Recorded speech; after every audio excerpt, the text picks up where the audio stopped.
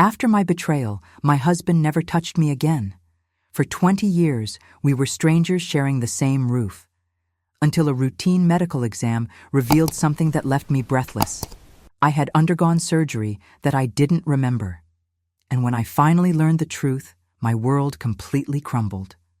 But before we get into the story, please support us by liking and subscribing right now. I also want to say hi. Leave your name, city, and the word present in the comments. I want to know where you're listening from, even in faraway places. Dr. Henderson, how did my results come out? I was sitting in the cold, silent office of the clinic, my fingers nervously twisting the strap of my purse.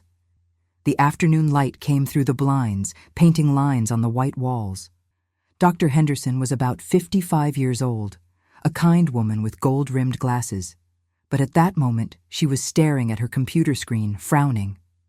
She looked up at me, then back down, clicking through my electronic file. "Mrs. Mitchell, you're 60 years old, correct?" Her voice was soft, but something in her tone set my nerves on edge. "Yes, I just retired." I tried to keep my voice steady. "Is something wrong? Did you find something?" Dr. Henderson paused for several seconds, then looked at me with a complicated expression. "Sarah, I need to ask you a rather personal question. Have you and your husband maintained a normal, intimate life over the years?" My face flushed with embarrassment. The question was a needle piercing the most secret and painful wound of the last 20 years. It was absurd, really. Robert and I had been married for 32 years, but we had been strangers for 20 of them. It was in the summer of 2006. I was 40 years old, and so was he. Our son Michael had just left for college. Suddenly, the house was empty. Not a physical emptiness, but a psychological one. Robert and I had met in college. We got married right after graduation, falling into a comfortable and predictable life. He was an engineer at a large manufacturing company, and I taught Spanish at the local high school. Our life was stable and quiet, like a glass of lukewarm water. No waves, but no passion either. Then, when I turned 40, I met Derek. He was the new art teacher at the high school, 5 years younger than me, with fine lines that crinkled around his eyes when he smiled. He kept a vase of fresh flowers on his desk, hummed songs I didn't recognize while grading papers, and offered his umbrella to anyone caught in the rain. He reminded me of the girl I used to be 20 years ago, the one who cried over poetry and daydreamed under moonlight. "Sarah, what do you think of this one?" One afternoon, Derek walked into my classroom holding a watercolor of a hillside covered in wildflowers. "It's beautiful," I said, and I meant it. "Then it's yours." He handed it to me. "I think you're like the wildflowers in this painting, quiet, but with a life force of your own." That sentence unlocked a door in my heart that I had locked away long ago. We started talking more in the teacher's lounge, walking through the small school garden, having coffee at a nearby cafe. I knew it was wrong, but I couldn't stop myself. The feeling of being truly seen, of being admired, was like rain on parched earth. Robert noticed something was wrong. "You've been working late a lot lately," he said one evening from his usual spot on the couch. "There's just a lot to do at school," I said, avoiding his gaze as I hurried toward the bedroom. He didn't press, just sat there in the silent glow of the television. That silence made me feel guilty, but it also made me bolder. Everything exploded one weekend. I had told Robert I had a teacher's workshop, but I had actually planned to go sketching with Derek in the countryside. We spent the whole afternoon by a lake, talking about poetry, art, and life. When dusk fell, Derek suddenly took my hand. "Sarah, His words were cut off by a voice. "Mom." I turned my head sharply. Michael was standing a short distance away, his face pale with fury. And next to him was Robert. My husband's face was a blank mask, but his eyes were fixed on me. My mind went blank. It turned out that Michael had come home from college to surprise me. When I didn't answer my phone, he asked Robert to drive him to my usual places to find me. They found me here, by the lake, with Derek. "Home," was all Robert said, before turning around and walking back to the car. The ride back was terrifyingly silent. Michael sat in the back, radiating disappointment and anger. It felt like a knife twisting in my heart. When we got home, Robert sent Michael to his room. Then he sat on the living room couch, lit a cigarette, and looked at me. How long? His voice was calm, which scared me more than if he had shouted. I'm sorry. I knelt in front of him, tears streaming down my face. I was wrong. I was so wrong. I asked you how long, he repeated. 3 months, I sobbed. But nothing happened. I swear we just talked. Enough. He put out the cigarette and stood up. Sarah, I'm going to give you 2 options. 1, we get divorced. You leave with nothing. 2, we stay married. But from this day forward, we're roommates, not husband and wife. I stared at him, stunned. Michael has his whole life ahead of him. I don't want this to affect him, he continued, his tone as cold and distant as if he were discussing a business deal. And a divorce wouldn't look good for your job either, so I'm giving you this option. If you don't agree, we'll divorce. I agree, I heard myself whisper, my voice trembling. Then it's decided. He walked into our bedroom, picked up his pillow and a blanket, and threw them onto the living room couch. From now on, I sleep here. Your life is yours, but in front of our son and in front of everyone else, you'll act like a normal wife. That night, I lay alone in our king-size bed, listening to him toss and turn on the couch. I had expected him to yell, to hit me, to demand answers. But he did none of that. He simply cut me out of his world. For the first time, I understood that some punishments were far crueler than divorce. The next day, Robert went to work as if nothing had happened. I called in sick, unable to face Derek. I sent him one message. I'm sorry. We can't see each other anymore. He responded with one word. Okay.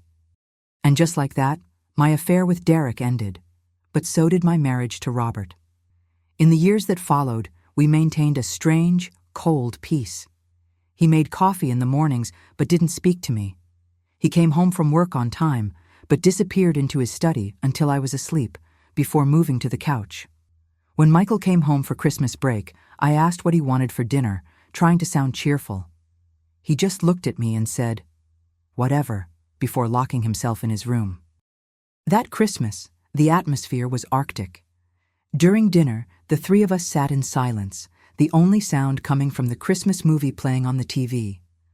"Michael, have more turkey," I said, trying to put some on his plate. He pulled his plate away, head down. "Dad, how are things at the company?" he asked, deliberately ignoring me. "Fine," Robert answered dryly. "That's good." Michael put down his fork. "I'm full. I'm going to my room." Watching my son walk away, tears started again. "Stop crying," Robert said emotionlessly. "Save your energy. Tomorrow we have to visit your mother." I dried my eyes. A chilling realization washed over me. This was my life now, playing happy family for the world, living as strangers at home.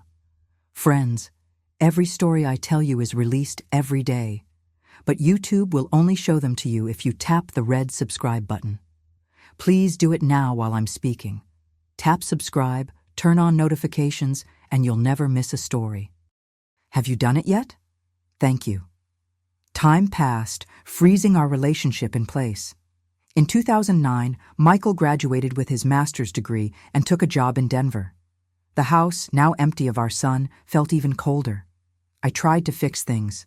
I learned to cook his favorite meals, bought him thoughtful birthday gifts, and stayed up waiting with a snack when he worked late. But he remained a wall of indifference. My efforts bounced off him. "You don't have to do this," he said coldly one night. "We're just acting. You understand that, right? But I want to make it up to you. Some things can't be fixed." He cut me off. "Sarah, I gave you a respectable out. Just live your life and don't make me regret my decision." In that moment, I finally understood. He didn't hate me. He had simply buried the hatred so deep it had turned to ice. In 2011, Michael married a lovely, kind girl named Lauren.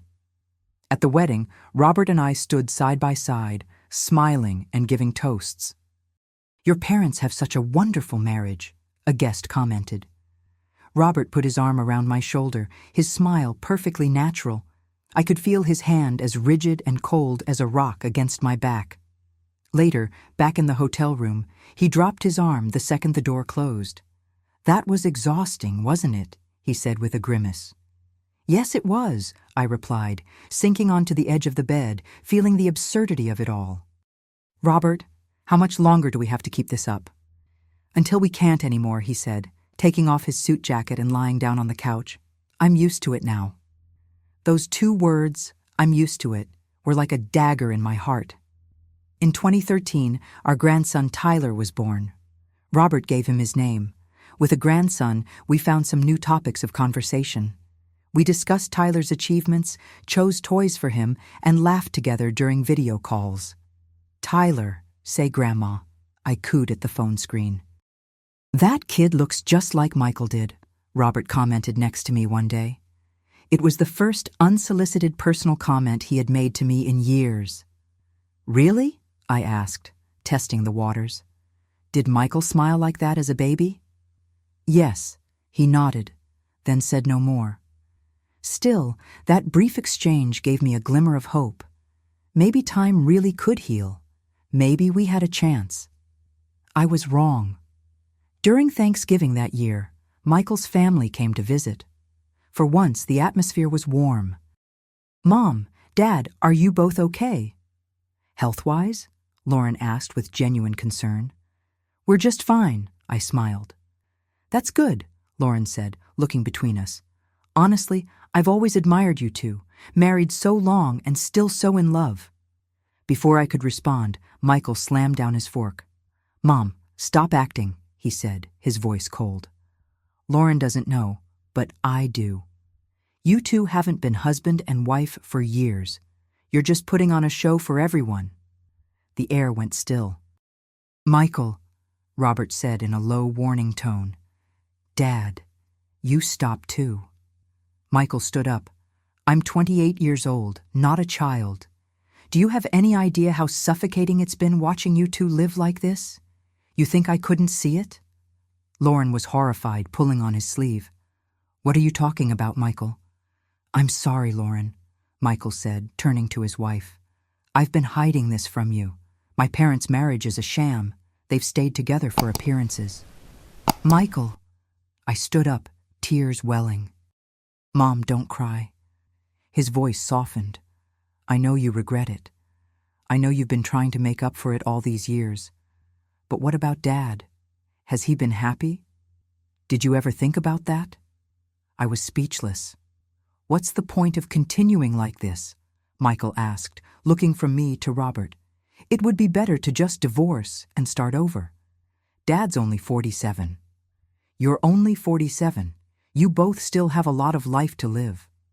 "That's enough," Robert said, rising from his chair. "Eat your dinner."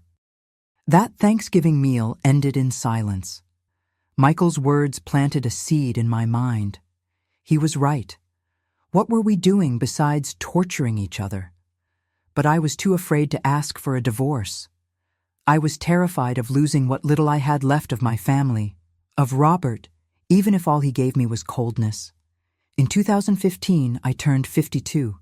The school organized a small party for me. "Sarah, how come your husband isn't here?" one of the younger teachers asked. "He's stuck at work." I lied with a smile, my heart aching. The truth was that Robert had no idea it was my birthday. He hadn't acknowledged my birthday in years. When I got home that night, there was a plate on the kitchen table with 2 pancakes still warm. "Eat," Robert said, coming out of the kitchen. "For your birthday." I stared at the plate. My favorites, buttermilk with blueberries. Tears started to fall. You remembered?" "I just remember the date," he said without emotion. "Don't read too much into it." But I couldn't help it. This was the first thing he had done for me in a decade. "Robert," I sobbed, is there any chance for us?" He was silent for a long time. So long I thought he wouldn't answer. Sarah, some things are in the past for a reason. He turned and walked toward his study. They'll get cold if you wait.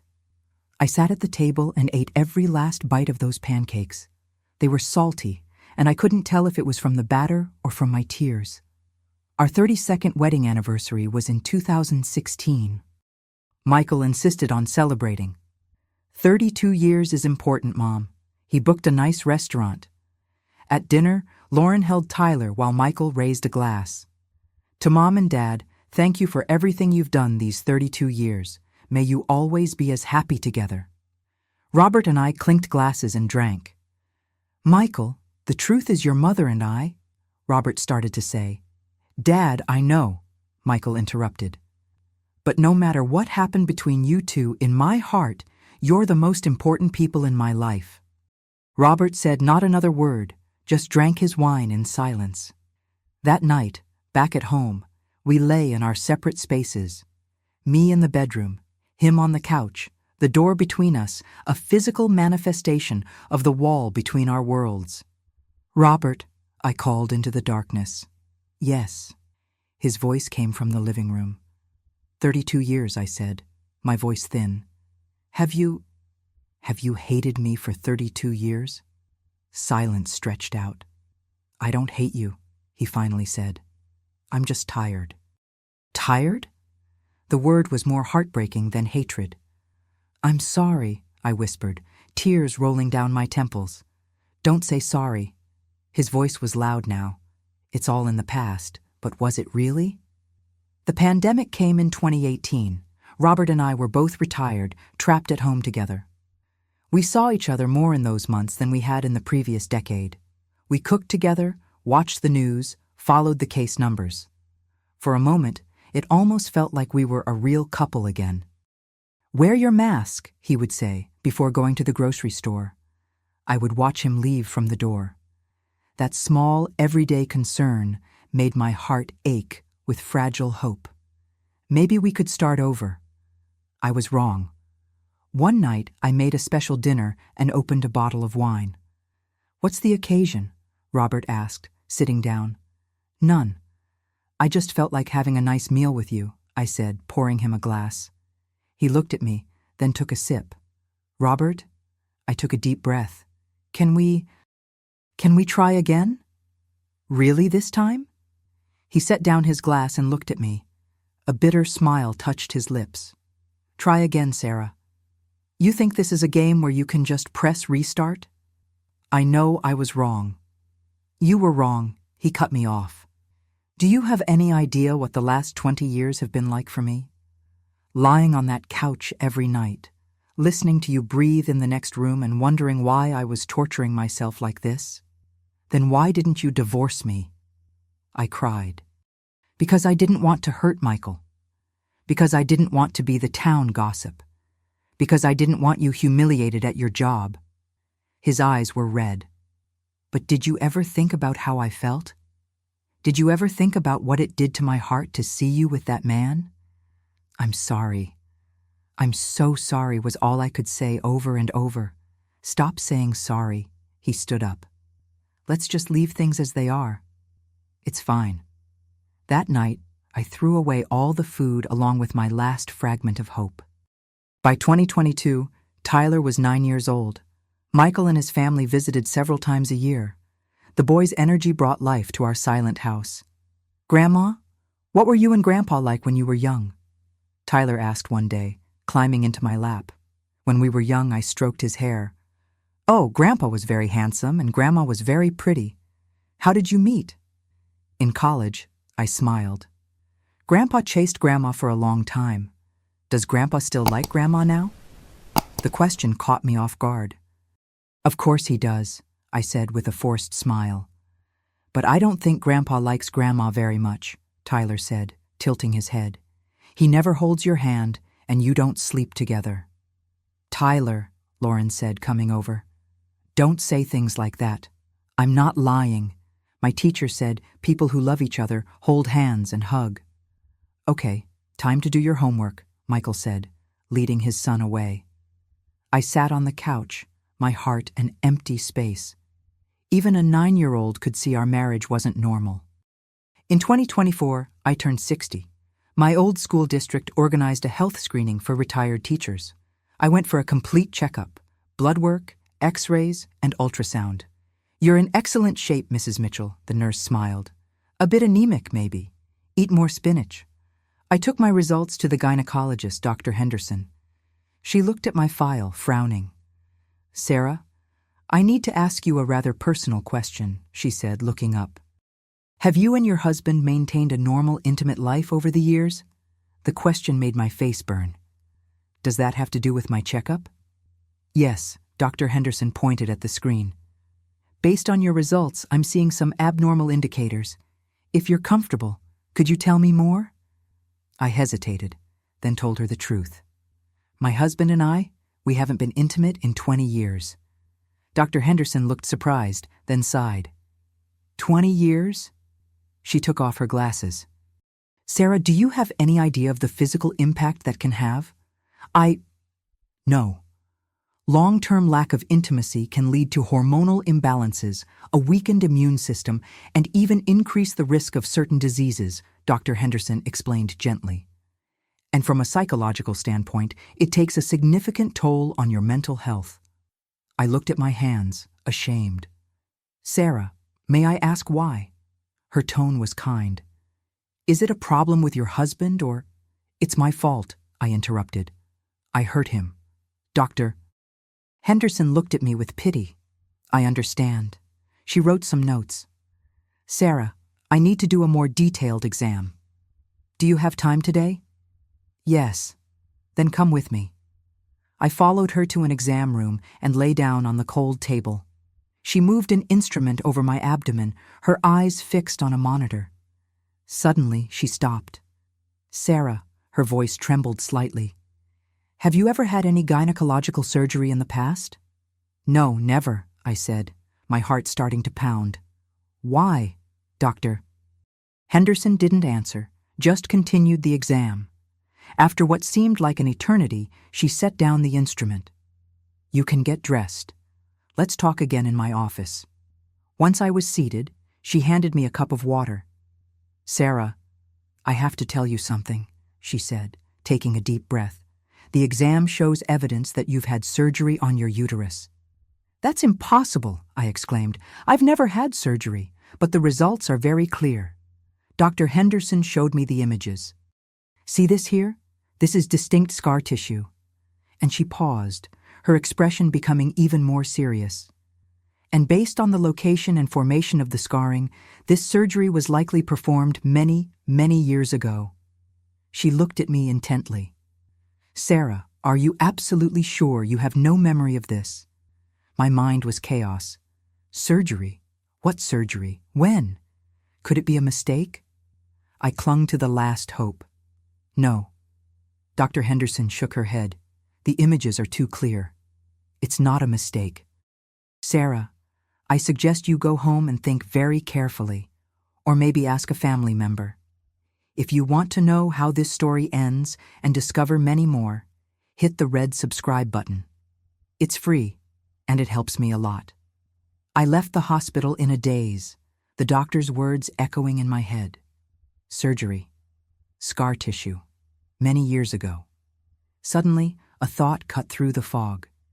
In 2006, after Derek, I had a period of severe anxiety. I couldn't sleep and was taking sleeping pills. I remember waking up one morning with a dull pain in my lower abdomen. I dismissed it as cramps. Could it be? The more I thought about it, the more uneasy I felt. I took a cab and rushed home. Robert was in the living room reading the newspaper. "You're back," he said without looking up. "Robert," I stood in front of him. "I need to ask you something, and you have to tell me the truth."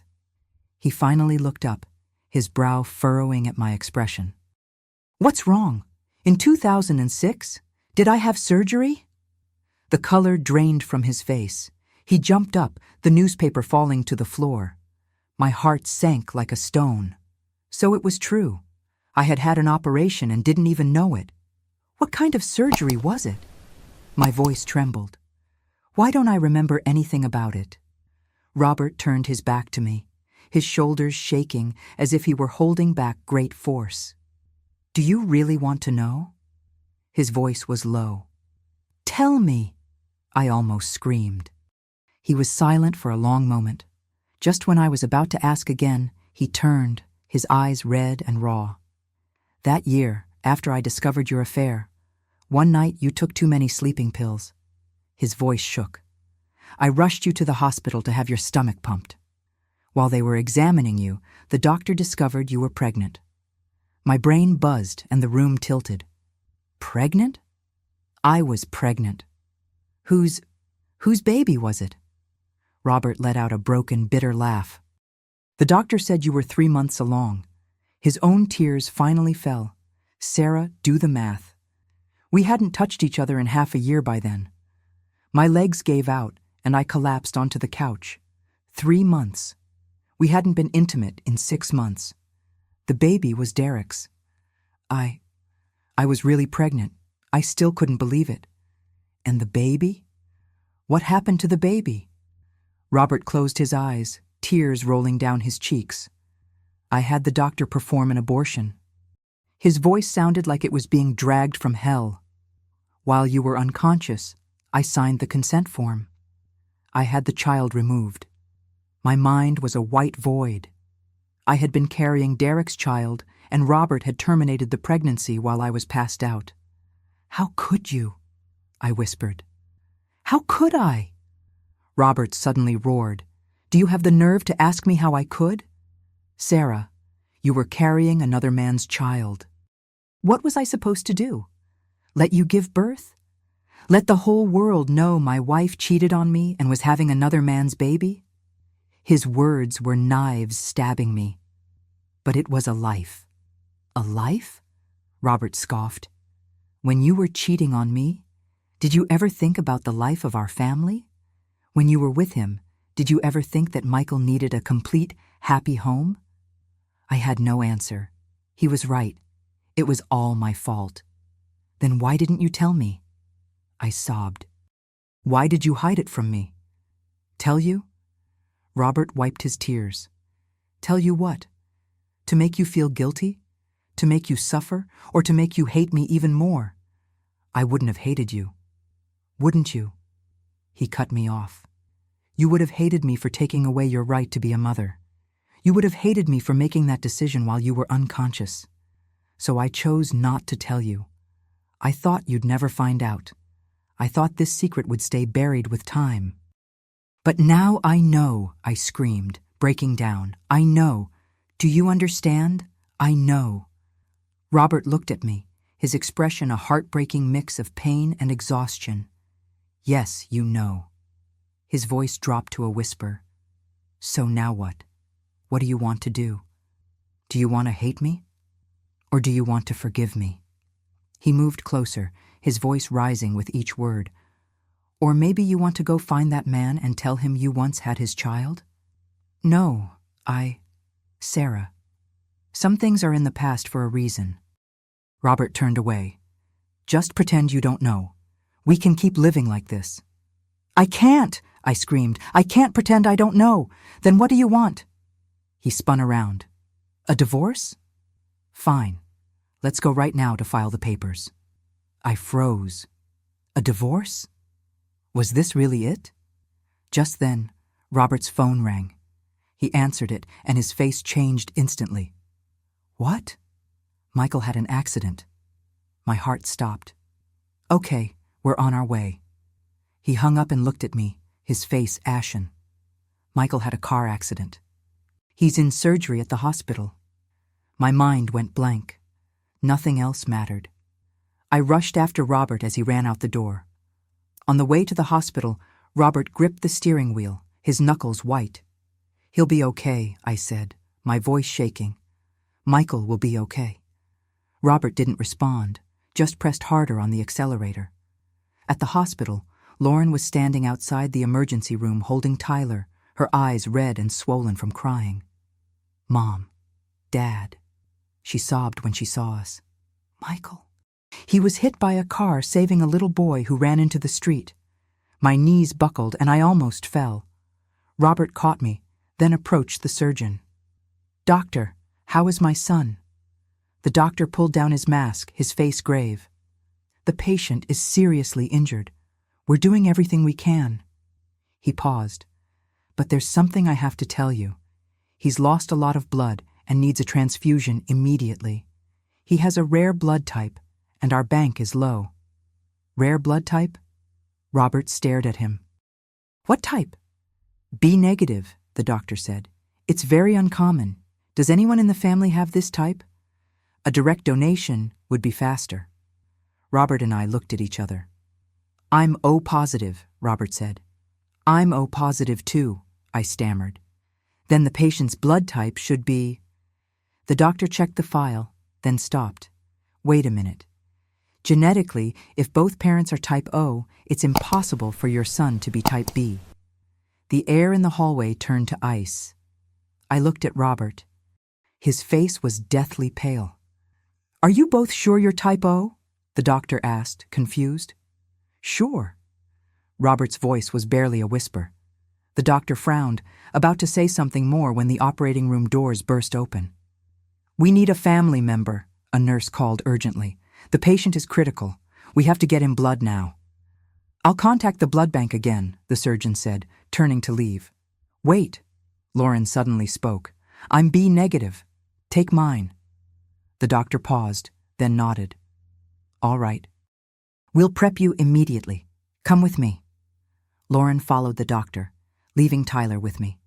I held my grandson, my entire body numb. Robert stood frozen in the hallway, his eyes fixed on the operating room doors. "Robert," I went to his side. "Don't speak." His voice was colder than ice. "Not until Michael comes out of surgery." 2 hours later, the light above the room finally went off. The surgeon came out, pulling down his mask. The surgery was a success. "He's stable for now," he said, "but he'll need to be monitored in the ICU." We all breathed a collective sigh of relief. Lauren, pale from donating blood, came out and asked weakly, "How is Michael?" "He's okay." I hugged her. "Thank you, Lauren." They moved Michael to the ICU. We could only see him through the glass, lying pale and motionless, connected to a tangle of tubes and wires. "Michael," I whispered, tears blurring my vision. Robert stood next to me, silent as a statue. That night, Lauren took Tyler home to rest. The hospital hallway was empty except for me and Robert. "Sarah," he finally spoke, his voice filled with a despair I had never heard before. "Tell me, is Michael my son?" My heart stopped. "What? What are you saying?" "The doctor said it. We're both type O. Michael can't be type B." He turned to face me, his eyes filled with anguish. "So I'm asking you, is Michael my biological son?" "Of course he is," I said frantically. "Of course he's your son." "Then explain the blood type." I don't know." My mind was racing. Maybe the hospital made a mistake. Maybe it's a genetic mutation. Do you really believe that? Robert let out a cold laugh. "Sarah, when you cheated on me, Michael was already in college. So if he's not my son, that means you've been lying to me from the beginning for 32 years. No." I grabbed his arm. "That's not true, Robert. You have to believe me." "Believe you?" He yanked his hand away. "How can I believe you? You didn't even know you were pregnant with another man's child. How am I supposed to believe you now?" "But Michael is your son." I sobbed. "Look at him. He looks just like you." "Like me?" Robert's own tears fell. "Sarah, do you know what my proudest achievement has been over the last 32 years? Having a son like Michael. And now you're telling me he might not even be mine. He is. He has to be." Just then, the ICU door opened. A doctor came out. "The patient is awake. He's asking to see you." We rushed inside. Michael lay in bed, looking weakly toward us. "Dad. Mom." His voice was faint. "Michael." I squeezed his hand. "How do you feel?" "Fine." He looked at Robert, his eyes pleading. "Dad, I have something to tell you." Robert moved closer to the bed. his own eyes red. "What is it, son?" Michael took a shaky breath, then gathered all his strength to say one sentence. "Dad, I've always known I'm not your real son." The doctor's words had made my world collapse, but this was the final crushing blow. I stood in the hospital room, staring at Michael's pale face, hearing the words he had forced out. The world shattered and reformed into something I no longer recognized. After saying it, Michael closed his eyes, exhausted. The steady beeping of the heart monitor was the only sound, a funeral rhythm in the silent room. Robert staggered backward, hitting the wall. His face was ghost white under the fluorescent lights, his lips moving but making no sound. "What? What do you mean?" Robert finally managed to choke out, his voice harsh and unrecognizable. A nurse, sensing the tension, said quietly, "The patient needs rest. Maybe you should step out." But I couldn't move. I was frozen in place. Michael opened his eyes again, staring at the ceiling tiles. His voice was light as a feather. "My senior year of high school. I was cleaning the study. I found your old medical files, my birth certificate. My blood type was listed as B negative, but the school health exam said I was B positive." My mind buzzed. I remembered that health exam. Michael had come home looking pale. I asked what was wrong, and he just said he was coming down with a cold. That was in 2004. He was 17 years old. "I secretly got a paternity test," Michael whispered, a single tear tracing a path down his temple. The results, the probability of paternity was less than 0.1%. "Dad, I'm not your son." Robert's legs gave out, and he collapsed into a nearby chair. He buried his face in his hands, his shoulders shaking violently. It was the first time in 20 years I had seen him truly break down, not with silent tears, but with choked, gut-wrenching sobs. That sound was more painful to me than any accusation. "Who?"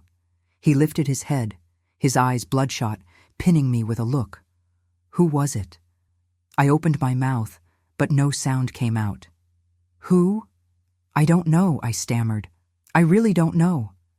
Before Robert, I had had a boyfriend in college, but we had broken up 6 months before the wedding. After we got married, I was always faithful until Derek. But that was 20 years after the marriage. There was no way Michael could be Derek's son, which left only one possibility. "Robert," I began, each word a shard of glass in my throat. Before the wedding, I remember now. My bachelorette party. I drank too much. The memories are blurry. A face I had almost completely forgotten surfaced. James Martinez, Robert's best friend, our best man at the wedding. The week before our wedding, he moved to Europe for a job. We never heard from him again. We had barely talked. Robert jumped to his feet, his eyes shifting from despair to terrifying clarity, then to pure rage. James. He spat the name like poison. It was him, wasn't it? I couldn't deny it. The timeline fit, the blood type fit. James was B negative. I had heard it at a party once, long ago. "You two?" Robert's voice trembled. "Before my wedding, in my own house. I was drunk," I cried, collapsing. "The night before the wedding rehearsal, I was so nervous. I drank too much. He took me home. I don't remember it. I swear I thought it was just a nightmare." "So you married me carrying another man's child?" Robert laughed, a raw, horrible sound. 30 years, Sarah. You lied to me for 30 years. I raised my best friend's son, made him my pride and joy, gave him everything. You've made me the biggest joke in the world. I didn't know." I fell to my knees, grabbing his pants. "Robert, I swear I didn't know. My period was always irregular. I just thought it was delayed. If I had known, I never would have..." "Never would have what?" He looked down at me, his eyes as cold as a frozen lake. "Never married me or never had him." I was silent. What would I have done if I had known then? I had no idea. In those days, being an unwed mother was a deep shame. And Robert, he was so good to me. so sincere. Leave. Robert turned his back on me. I don't want to see you. Robert, leave. He roared, his voice breaking with a rage that had been suppressed for a lifetime. If you enjoyed this story, click subscribe and tell me in the comments what part impressed you. There's more tomorrow. See you there. This narrative is intended solely to inspire reflection on family relationships, the importance of emotional honesty, forgiveness, and the value of time. It should not be interpreted as medical, psychological, or any other type of professional advice. If you are facing a serious illness, family conflicts, or difficult emotional situations, seek support from qualified professionals such as doctors, therapists, or counselors. This content is appropriate for all audiences and complies with YouTube's family content guidelines.